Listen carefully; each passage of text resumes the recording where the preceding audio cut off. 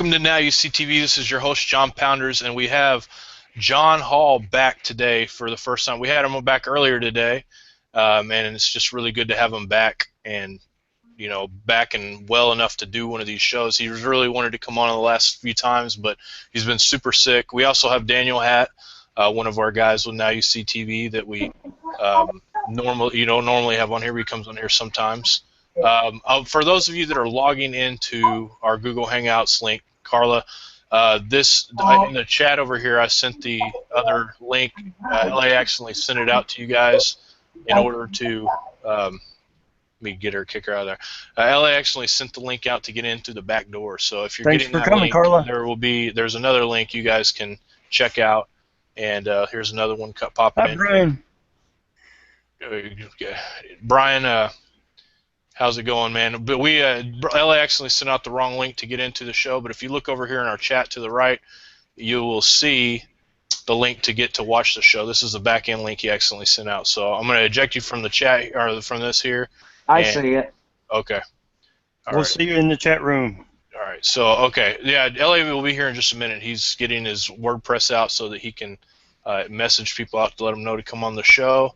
Come to the show, and he'll be right with us. So we're just going to start, letting you guys know what's going on. It'll be just a few minutes. We're waiting on him, and we're just going to talk for a minute and just basically, just let you guys know we're thankful for you guys coming to the show. The chat room and Now You See TV is filling up, and we're thankful for that.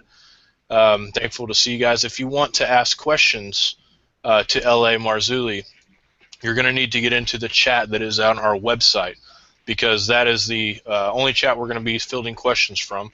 There's a chat on YouTube as well, but if you follow the link that's in the description there, click on it, it'll take you right over to the page where the chat is, where we're going to be fielding questions. So go ahead and do that, and we'll get you guys with the questions once we start asking them. I know we're not looking at them yet, but we're waiting on LA. So John, man, it's good to have you back. I know we had a show earlier today, but a lot of people that didn't see you on that one. That was a great show, as a matter of fact. The two houses, Israel and Judah. If you guys not seen it, go back to Now You See TV YouTube and check that out. We went over scriptures and what we believe and why we believe it, and we used scriptures to back up the two house issue. If you have not seen it, go back and watch it. Yeah, it's good to be back. I'm propped up on pillows. The last time I talked to you was about a week ago. It was in the ER. And I had, a loop valve sticking out of my abs, and, they just hit me with morphine, right? The doc was in there trying to push this intestine back through my 2-incision site, and it was huge. And I was screaming out in pain. They just give me morphine, and the first person I called was John Pounders. And he just sat there and listened to me, because I was like, I don't even remember what I said that day. Do you? Probably not. I woke you up, too. You're on mute. I remember what you said. You were basically just real goofy, and it was pretty funny. Yeah. But at least you were kind of enjoying it. It looked like you were doing all right. But yeah, Danina, I see that you're logged in. LA accidentally sent the link out to get into the back door of the show. So if you want to join our show and watch, I'm going to send you the link in our chat next to the right here. You can see it. Go on that link so you can watch the show. But this is the back end door he accidentally sent out, so I'm going to eject you right now. Thanks for showing. But anyways, I think I remember calling you, it's almost at 7:30 in the morning, right? I think it was 7:30 in the morning when I woke you straight up out of bed, but you answered the call. And you was like, what the heck is going on? And Patricia's on the other side holding my phone, and I'm just sitting there talking out of my head. I remember that. The rest of it I don't remember. At all. Yeah, it was all right, I'm going to send this. Here we go. Yeah, this is we're sending LA just messaged me, so it'll be on here in just a second. So yeah, that was what? That was a week ago. Yeah, that was a week ago, man. That was a week ago. That's crazy stuff, I can tell you that. It was, you know what though? Yahweh was with me the entire time. Things happen. There he is. Things happen for a reason, but he was with me the entire time. And now I'm back. Hey, what's going on, LA? How are you? I'm doing good, man. You've had all kinds of people popping in here on the back end. Sorry, guys. No, it's all right. It's okay, man. We had to tell them, to go what link to go to, but it's no problem, man. I'm just glad you're on here. People are already loaded down in the chat on our website and on YouTube. I was telling people that if they want to ask questions, they can come to the chat on our NowYouSeeTV.org page to ask questions. You can also stream it there. Okay.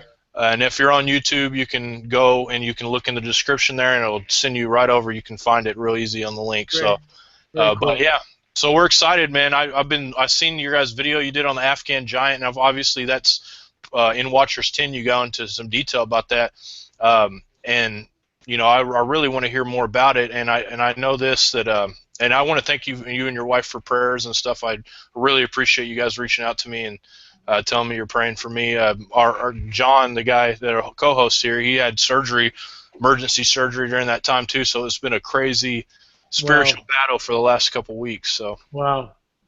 yeah. So anyways, yeah. So everybody knows who you are already. You're pretty much a household name in our audience here. So if we're really interested in that, man. So I guess just kind of go into the background behind that. I want people to have plenty of time to be able to ask you questions and stuff, because everybody's so excited that they get to ask you questions and talk to you. So I don't want to take up a ton of time of me talking and asking a bunch of questions. So I want you to give you the floor and let you explain it to us, and let people know right now too that they can buy your DVD from our website. They can buy Watchers 10. They can get a bunch of free stuff with it. Not only do you get a special deal through Now You See TV, but you also help Now You See TV when you buy it, because LA has offered us 40% of the sales on that, and it really helps our ministry. And so if you guys want to help our ministry and you want to get some awesome content, go on the website, order that. It's right there on the website provided. On there, you can see it. It's on there twice. I think my sidebar's got it, and it's on there on the website. So please go do that. Anyway, go ahead, LA. I'm sorry, I'm sitting here long. No. Look, it's always good to plug the show and talk about the the sales thing that we got going on with you guys, the partnership that we have. It benefits you. It benefits us. It keeps things rolling. I mean, look, all this research, people don't understand, especially some of the millennials your age, if I may be so bold to address, but everybody wants free stuff, and there is nothing that's free. It's like when I go to the market to buy chicken for dinner and I want a barbecue, I just don't go, "Hi, I'm Ellie Marzulli. Where's my free chicken?" I mean, I actually have to pay for it, and so that's why unfortunately, we have to charge for this material. For instance, we're thinking about leading another expedition out of Peru. Minimum 10 grand. Minimum 10 grand. 5 people. By the time you get done airplane tickets and meals and rooms and hotels and everything else, it's $10,000. Wow, man, that's amazing. That's cutting it real thin, because I know how much it costs to travel. That's really good for that many people going. That's awesome. we get deals. Brian and Irene, know which hotels to book us in, and they're nice hotels. They're not like flea bags, but they work out deals, and with 5 different rooms, 6 different rooms, that helps. But let's get back on track here. The Afghan Giant was first brought to attention to all of us by Stephen Quayle, who's just an epic researcher. The guy's been doing this forever, and I just think Steve is just amazing at what he does. His new film, Genesis 6 Productions, is also certainly worth the look-see. True Legends, The Unholy Sea. I've got it here on my desk. Can't wait to pop that in and watch it. But Steve broke the story about the Afghan Giant years ago. And I remember when he told me about it, I just went, "Wow, Steve, I mean, that's all we got? Didn't anybody take any pictures?" And, of course, he said, no one was allowed to take any pictures. If there were pictures taken, they were definitely, rounded up and whatever. So, that was a number of years ago that came out. I remember listening to the interview on Coast to Coast with George Norrie when the pilot who flew this thing out, and I'll get to the backstory, was on George Norrie's show. Steve Quayle brought him on, but the pilot remained anonymous. And the pilot told George a story, and here it is, sort of what I remember of it, but it's close to verbatim.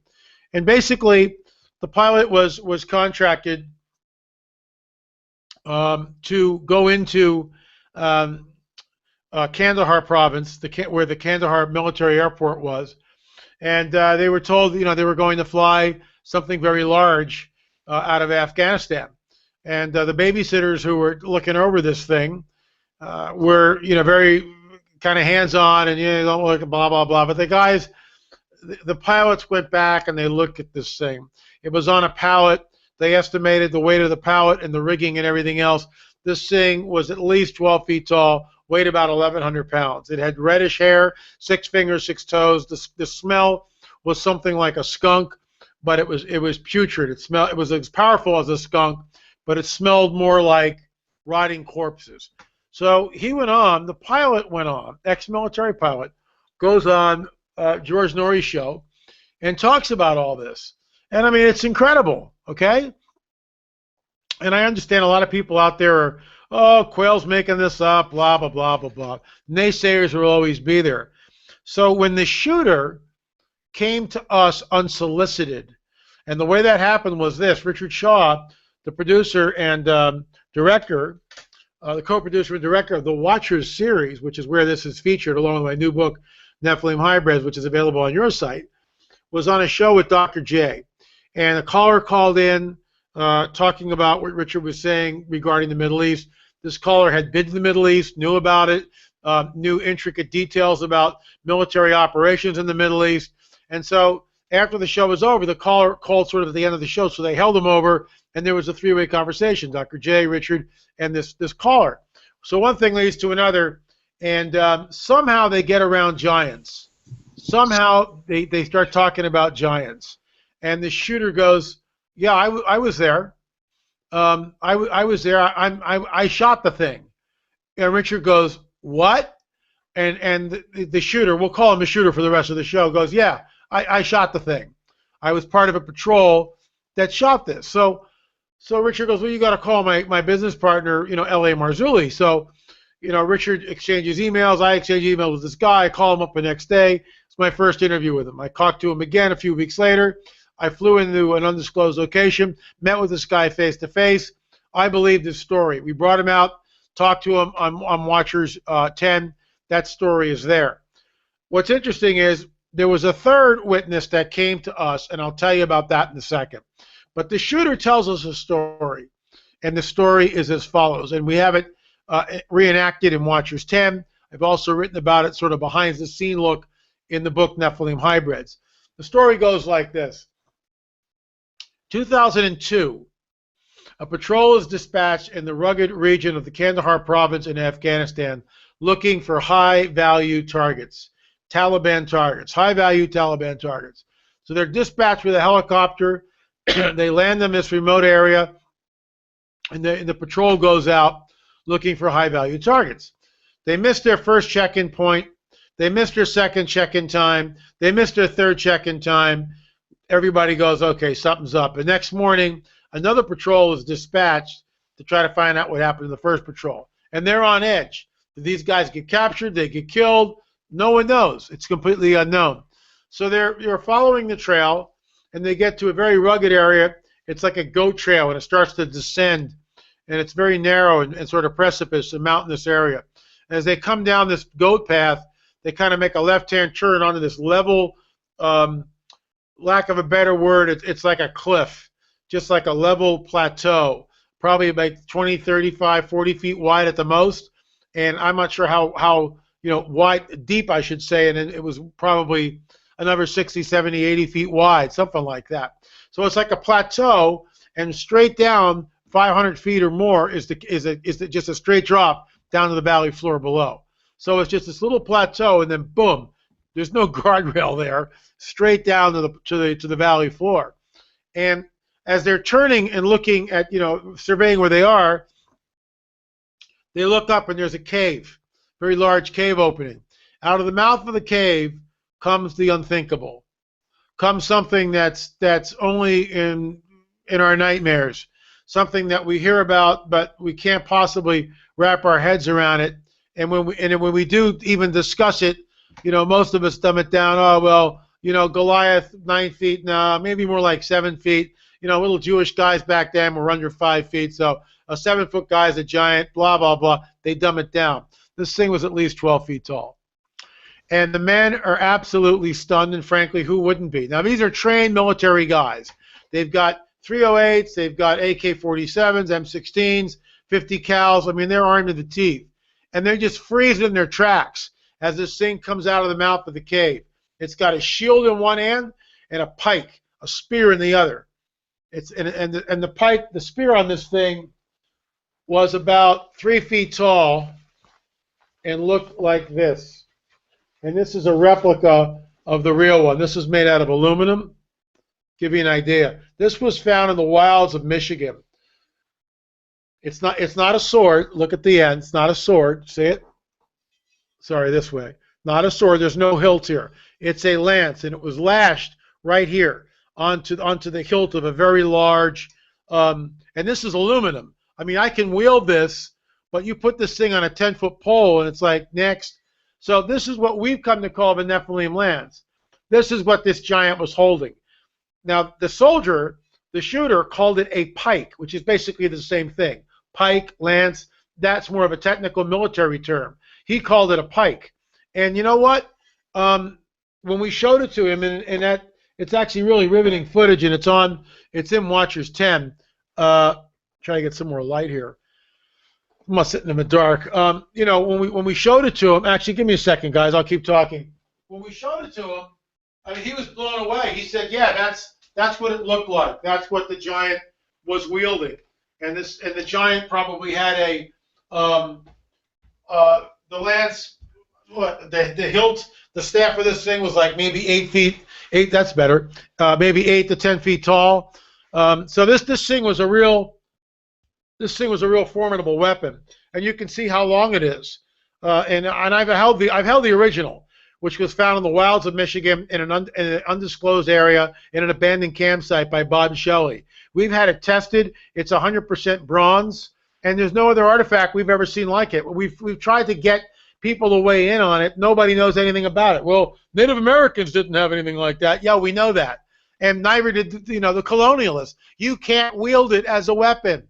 A normal 6-foot guy in modernity can't wield this thing as a weapon. It just can't do it. I mean, I've held this thing. I thought it was a sword, and Chief Joseph Riverman goes, "No, it's a lance. It's a pike." And they used to skewer the braves thousands of years ago. That's in their oral tradition. They would come into camp, and this thing will fit through 3 people. And that's what Chief Joseph said. They would skewer 3 of the braves and hold them up like this, tear their heads off and drink the blood. This is all in the Native American oral tradition, beyond the pale. So this giant comes running out of the cave with this thing in one hand, and Captain Dan, or this guy Dan, was part of the patrol. Dan's the first guy to come out of the being stunned by this giant. Frankly, who wouldn't be stunned by seeing something like this? And Dan starts firing at it, running towards it. The giant moves with such speed and agility that nobody of it, before anybody can do anything, Dan has been impaled and hoisted into the air on a 3-foot petard, basically. He's absolutely run through with this thing. The rest of the guys snap out of their stupor.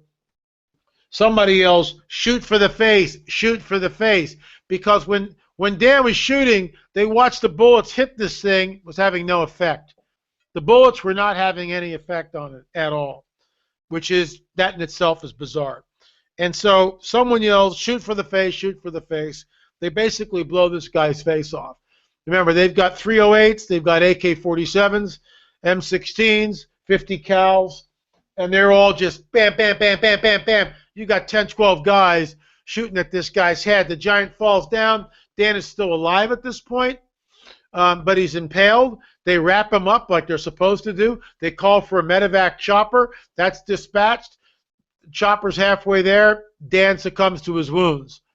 So another chopper comes out, and there's 2 choppers. The first chopper, they hang down this cargo net, and they tell the guys to wrap this thing up. It had red hair, red beard, 6 fingers, 6 toes. It had double rows of teeth. The stench was something like a skunk, as powerful as a skunk, but was more like rotting dead bodies, rotting dead corpses. There was a cave. They went into the cave. They looked. They saw artifacts there. The giant was wrapped up in a cargo net and flown out.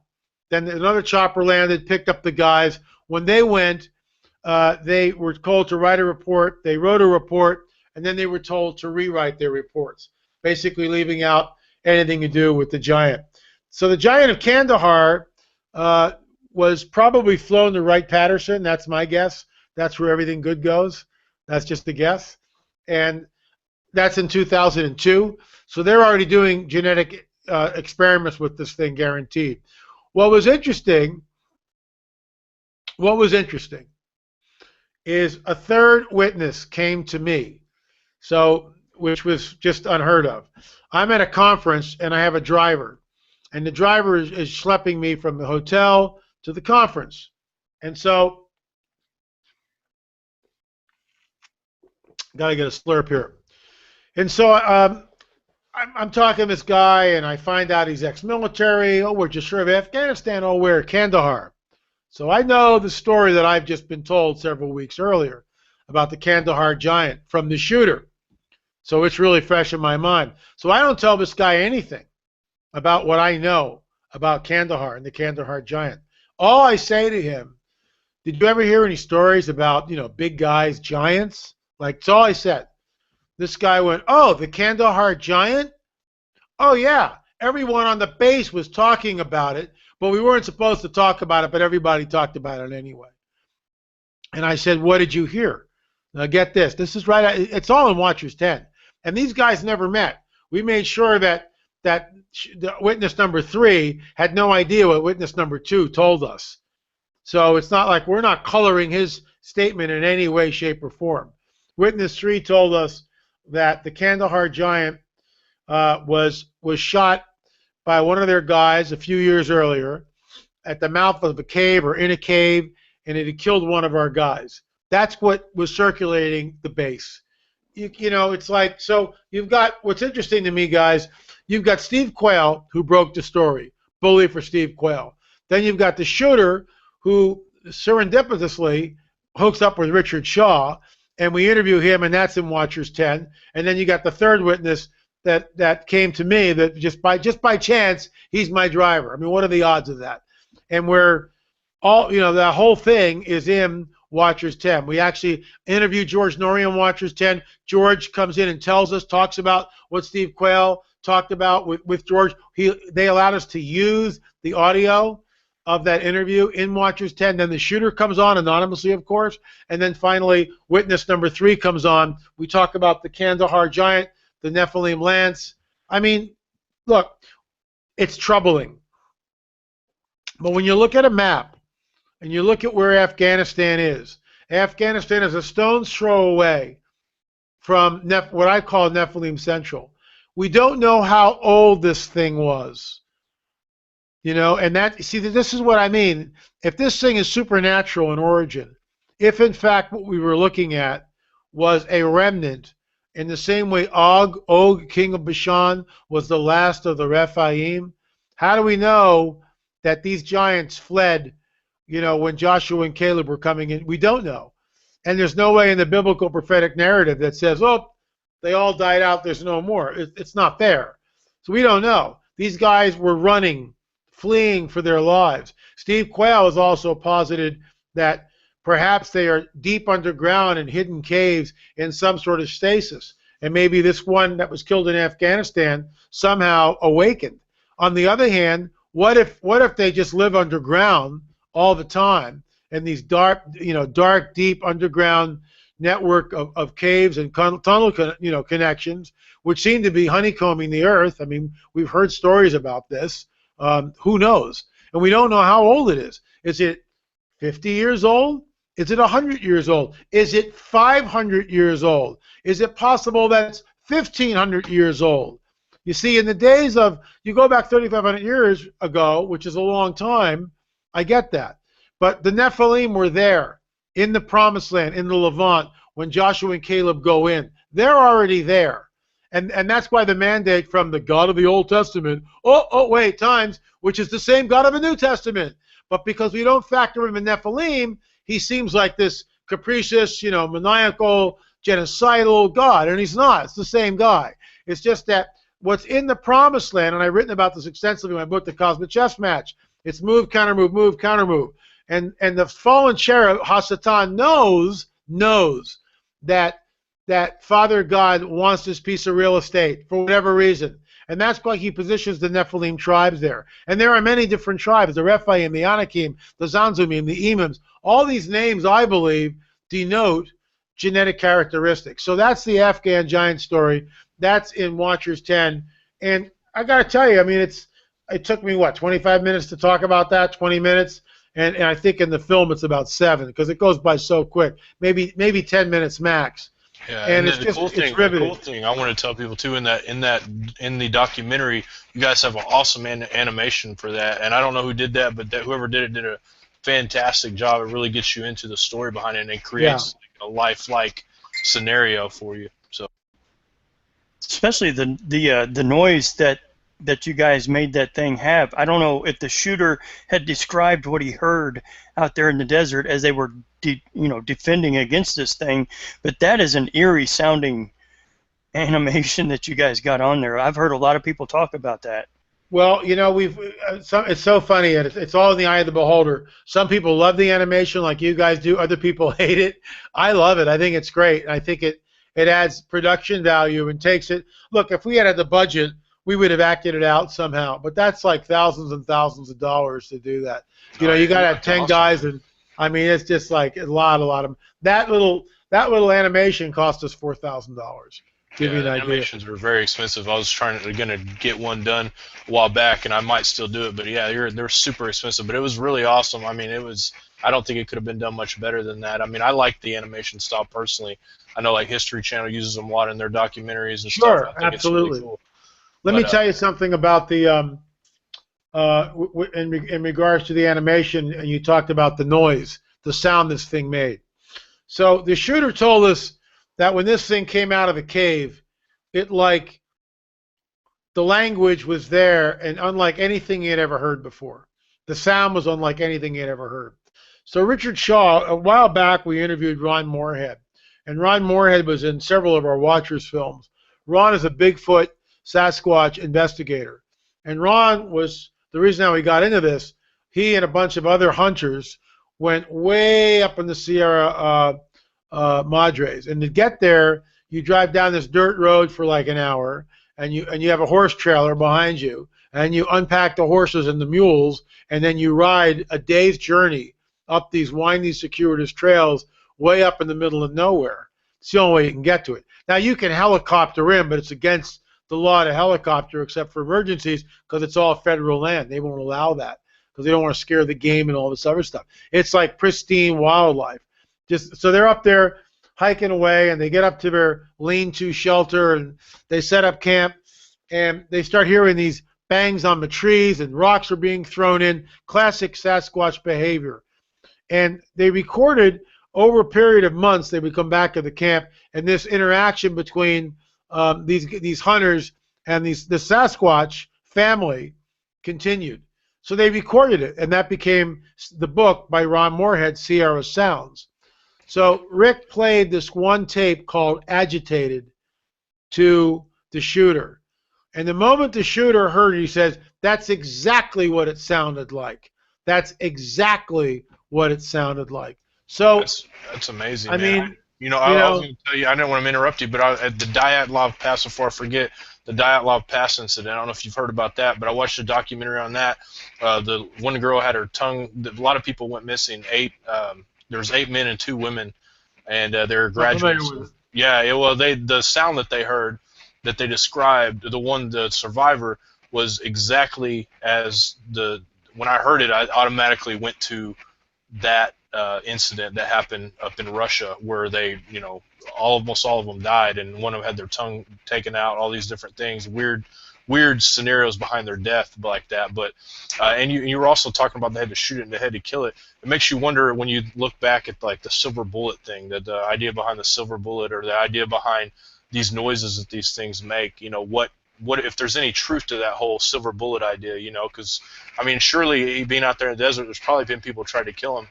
And we look at David when he killed Goliath, he hit him in the head. So I mean, we know that there's something to hitting him in the head, and there's also I don't know. It's just a theory, but I mean, I don't know if you. Well, I mean, you'll notice that Goliath decapitated it.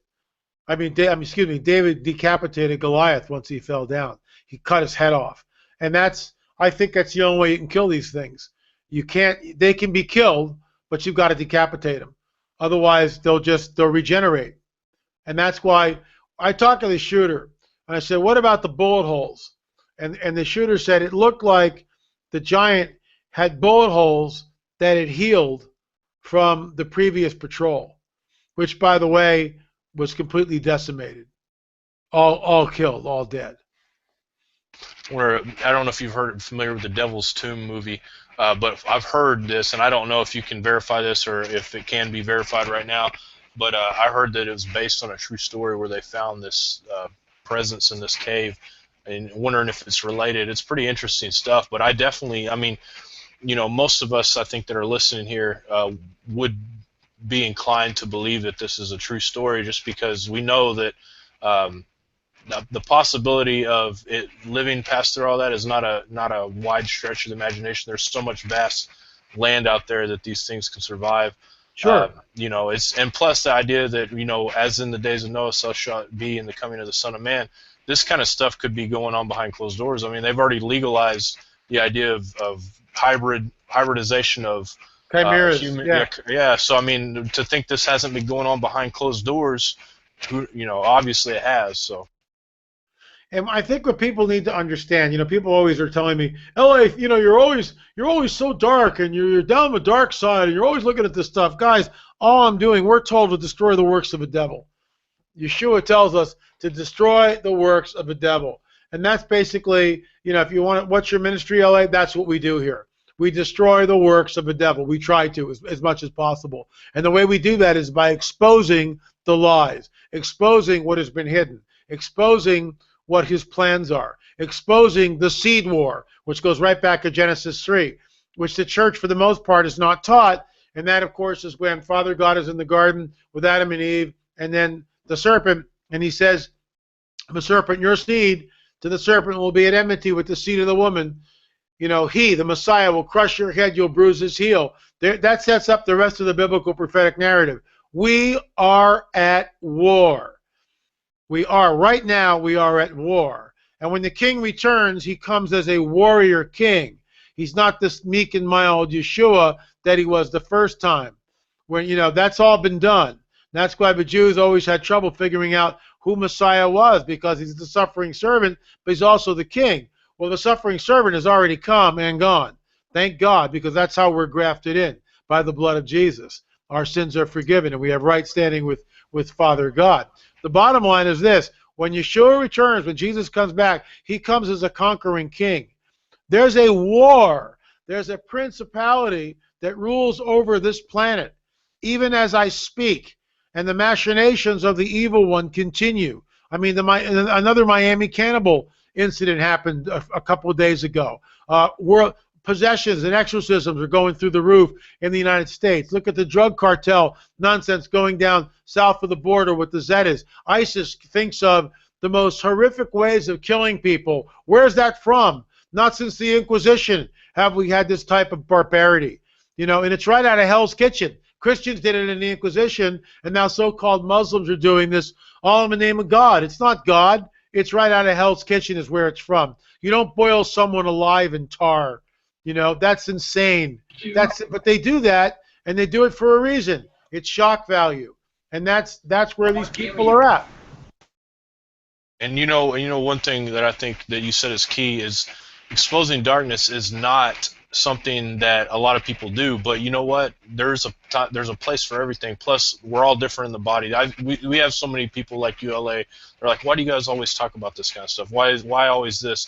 And we do other stuff too, but the thing is, like, we're here to expose the works of darkness. Not only that, but there's people that are studying this stuff that are not believers already because they study mythology or they know about this stuff, and we're giving an answer, a biblical answer for this narrative, because they don't teach you this stuff in the church. They don't talk about it. They don't. And so this is what LA does, and what people like you do. You do something that's of big service to humanity, especially in these last days, because we're getting inundated with stuff like Avengers, X-Men, all these different things that are molding the minds of people, getting them ready to accept whatever the mark may be, which I believe it's a genetic change mixed with, among other things. But it's important. It's so important. People have no idea how important this stuff is, and if they say it's not, it's just because they don't understand.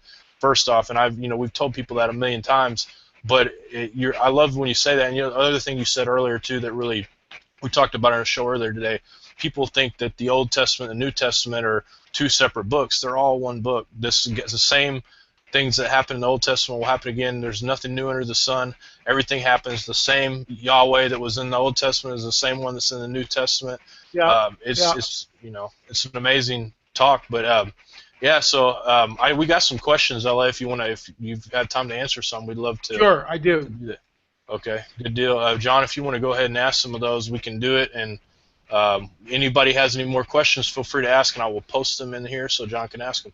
So we're going to go for the first one. Could the shooter, this is from 16 Mike, could they tell the age of the giant? No, and that's something, guys, that this is what I mean. You hear stuff like this, and you got more questions than you have answers for. And that's, there's no way. The thing could have been 1,000 years old. How are you going to tell? It could be 2,000 years old. What if it was one of the giant's brothers, like Ishbi-Benob or Goliath? We just don't know. We don't know what we're looking at. And people go, oh, that's impossible. Oh, it's just a bunch of nonsense. So, hey, blah, blah, blah. We've got 3 witnesses. 3 witnesses. We have the pilot, the shooter, and the guy who was stationed in Kandahar hearing the rumors. What can I tell you? What can I tell you? And there's a lot of questions that deal with that, so we'll try to go them kind of quickly. The next 2 are, have you assessed the damage just by holding it in your hand, knowing that the staff is 12 foot long, how much it weighed, and how much damage this thing could do in the hands of a giant? We have not actually put a pole on the end of the original one. I have the one I was holding is an aluminum one. I have an actual bronze one up in the other room. It's very heavy. Very heavy. It weighs about 8.5 pounds, which is the same as 300 shekels, which is the same weight as Ishbi-Benob spearhead.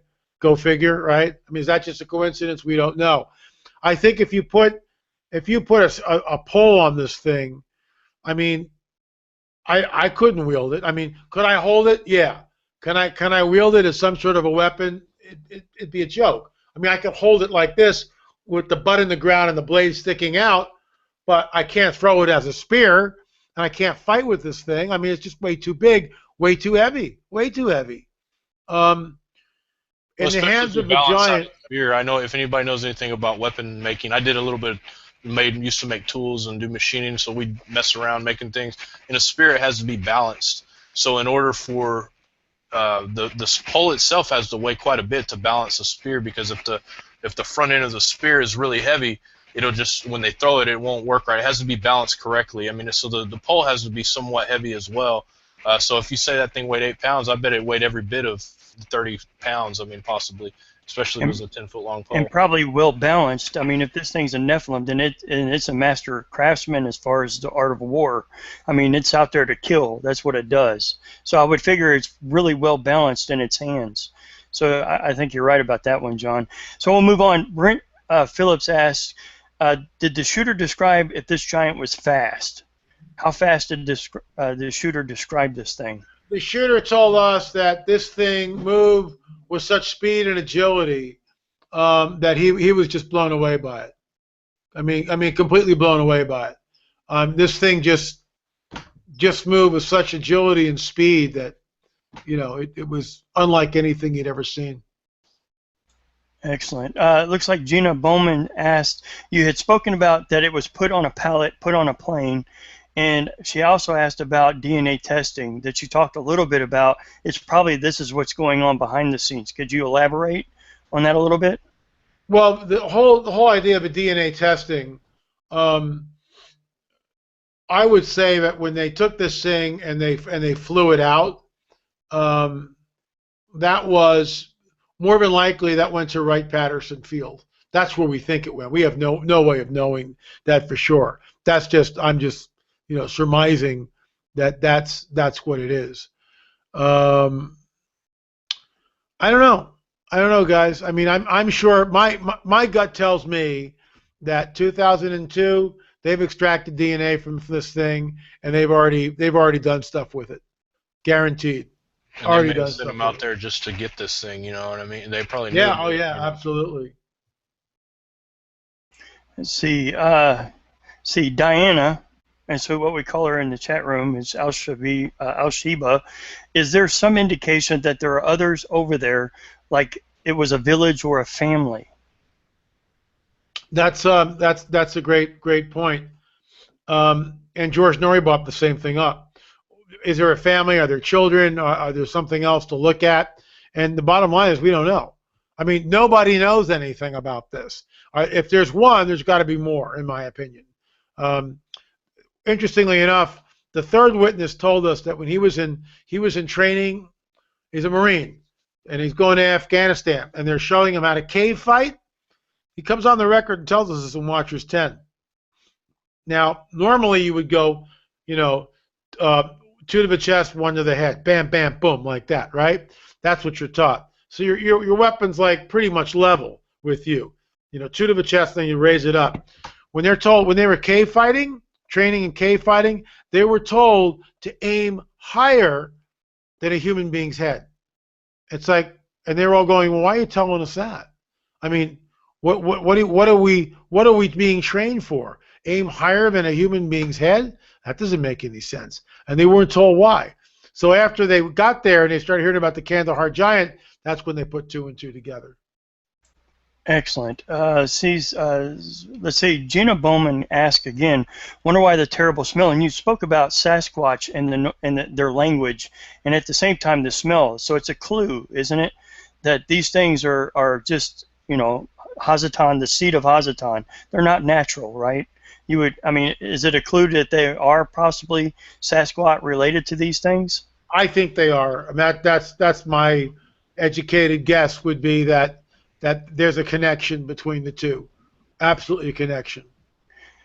Samuel T. Castro says, did LA hear of any effect relating to the type of primordial or base fear regarding these giants at all? Like these guys had an internal clock that said, this is not right, this is not right, and they just freaked out. Like they had this primordial fear of these things.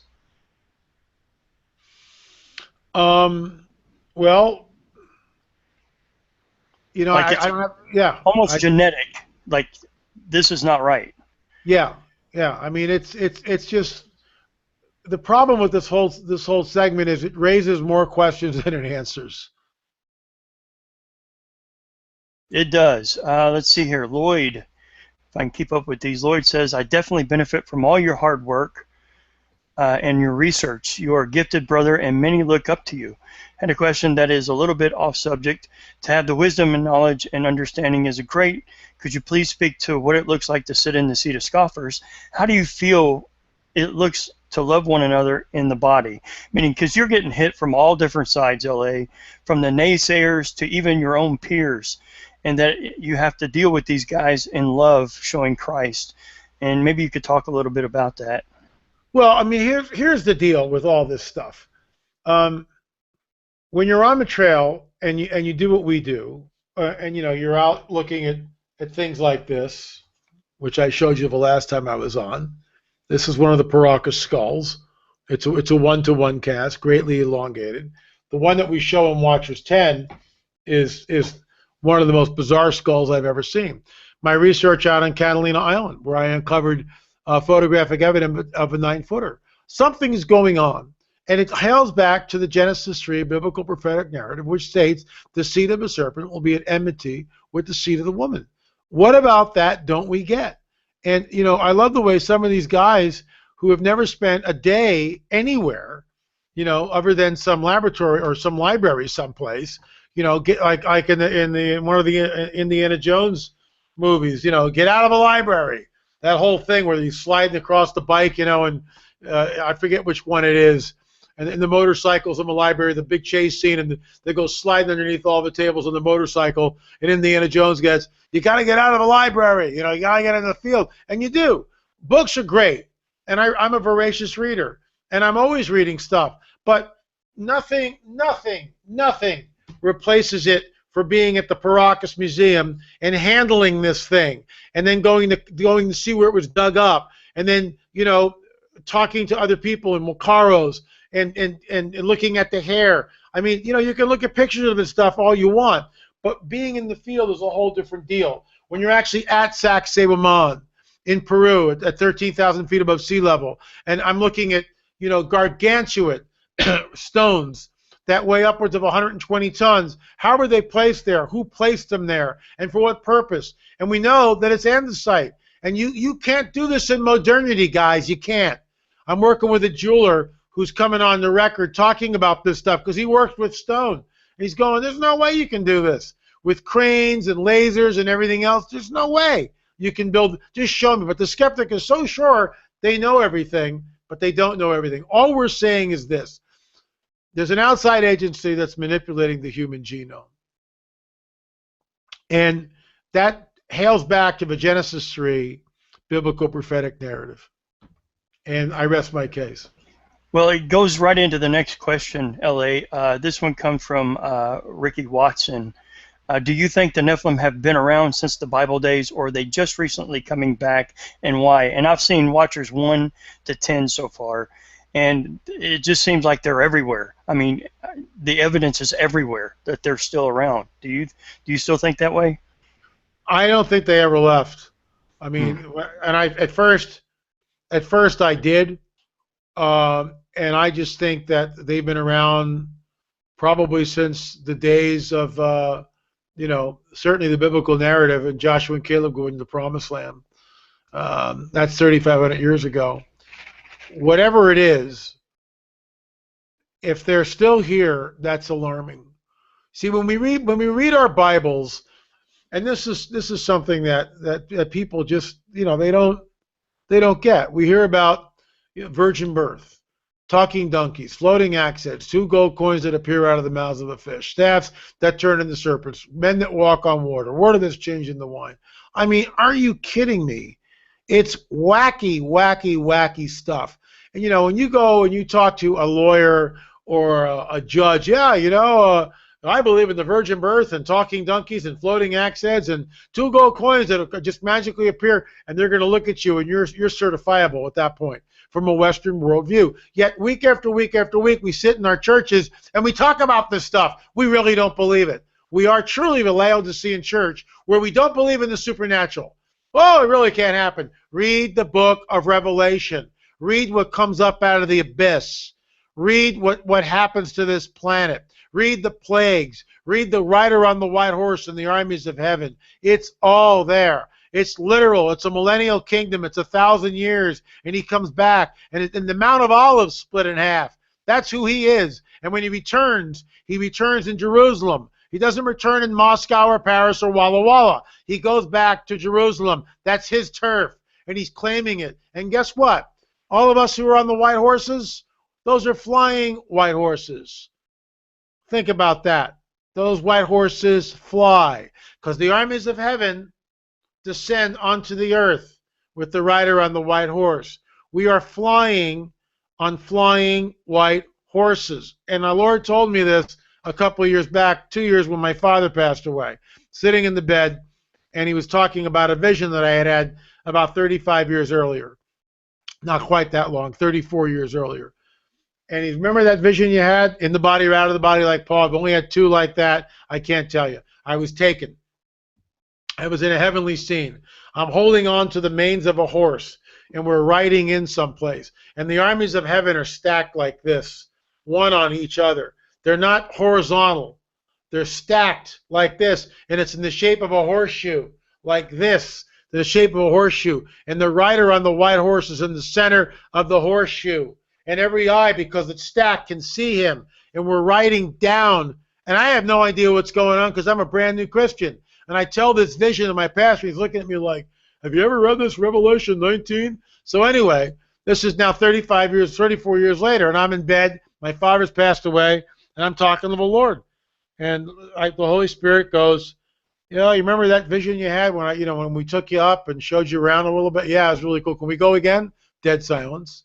And I go, and he goes, you remember the white horse? And I said, yes. You know, I remember. And it's not a verbal conversation. It's just, you know, it's a conversation though. And I go, yes, it was amazing.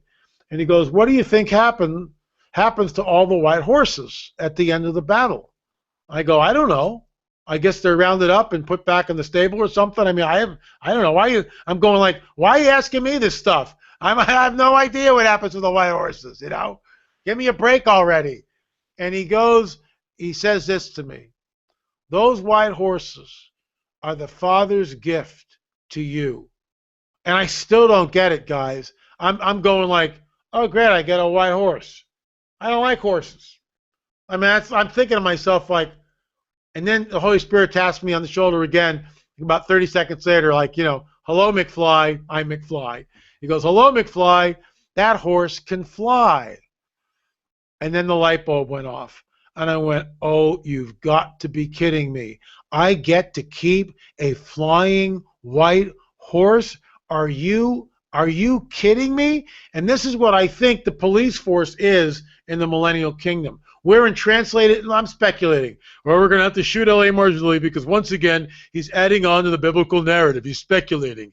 He's using his brain to try to figure out something, God forbid. We'll be stoning him in the parking lot right after the show. Get your rocks now.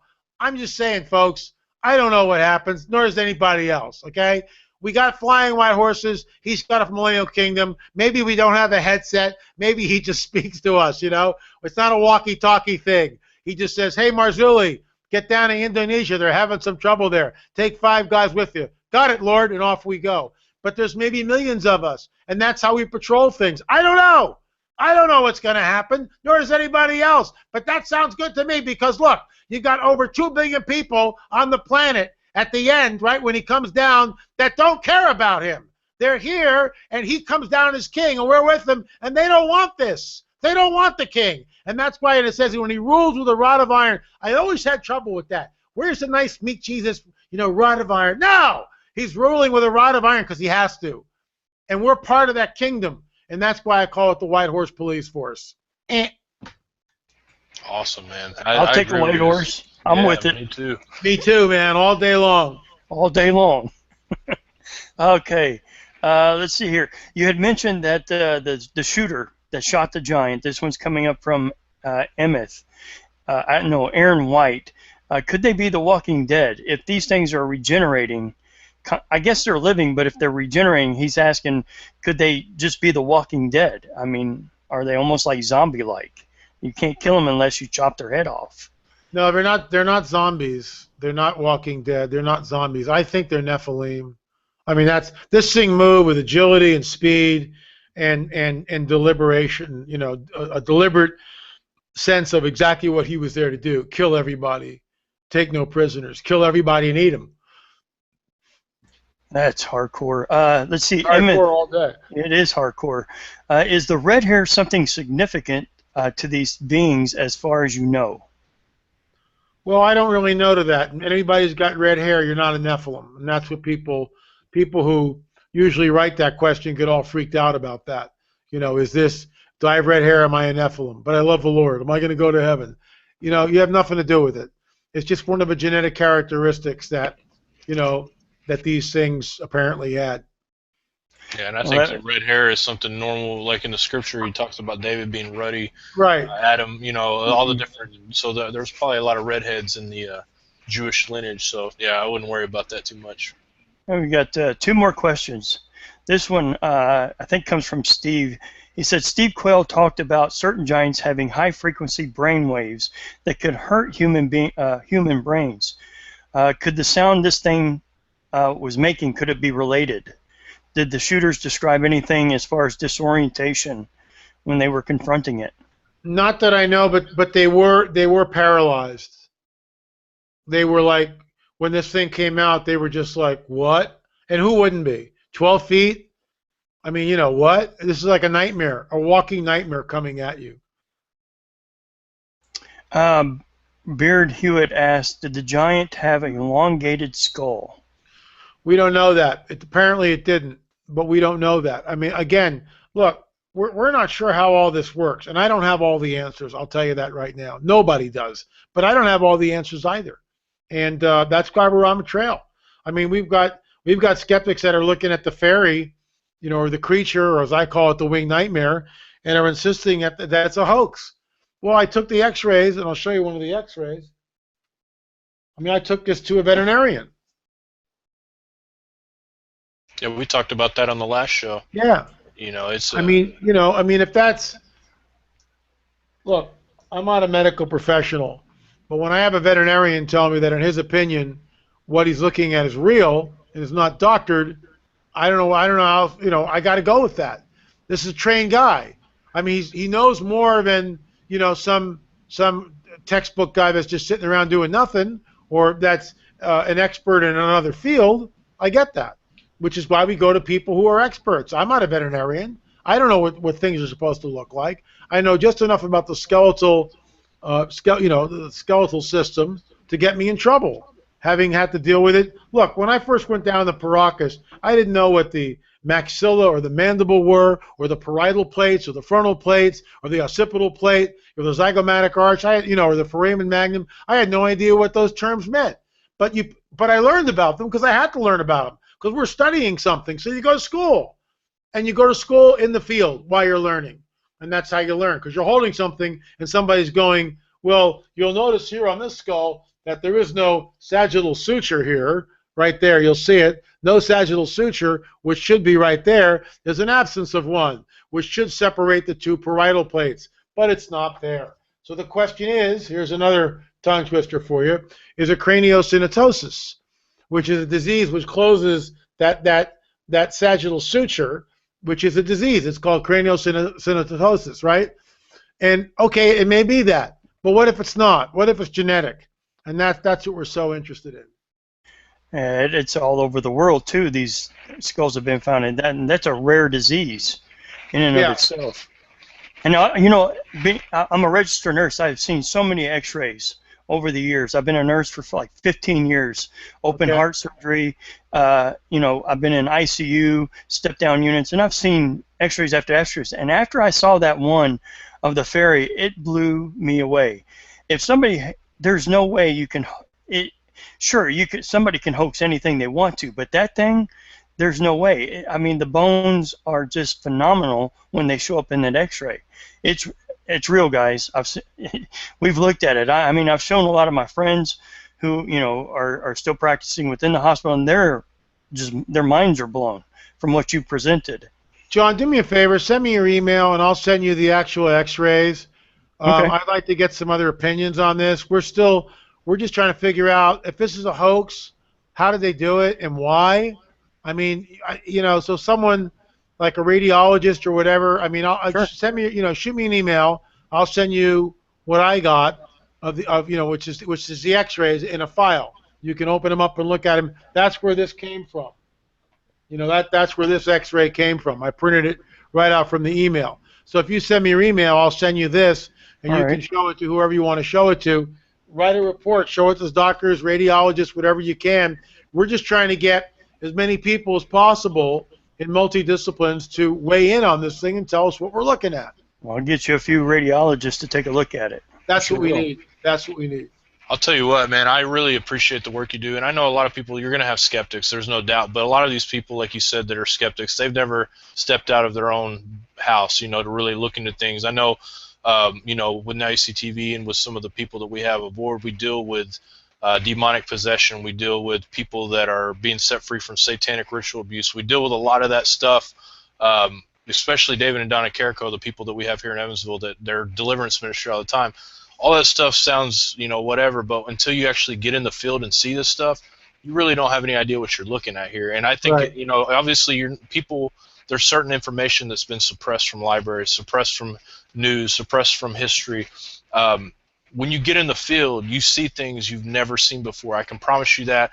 I've never, been on an architectural adventure or anything like that. I'd love to go sometime. So the plug, LA, if you ever need another man to come, I'm down for it. So, but either way, I've never been in that, but I have been in the spiritual field, looking at people that are demon possessed, people that are going through severe issues spiritually that just something you see on The Exorcist type stuff. And you don't learn about that stuff in church. You would think everything spiritual you're going to learn in church. That's not true. Everything historical you're not going to learn in the library. You're going to learn this stuff by getting out in the field. And I love L.A. Marzulli, and man, it's so great have you on here. I know we're an hour in, but I appreciate you so much, and I really appreciate what you do. And I know that there's a lot of naysayers, but I just want to give you some encouragement and tell you that we're thankful for you. Our audience loves you. We have a huge live listening audience right now, listening to what you're saying, and we're just very thankful for it, man. And I appreciate you. I know we'll try to reschedule you something here in a couple weeks and get you back on. And we're just sounds good. Okay. So, thanks, guys. Yeah, thanks for spending your time with us today. We appreciate it. All right. Many blessings to you. Take care. Be blessed, everybody. Shalom, and we'll see you guys next time.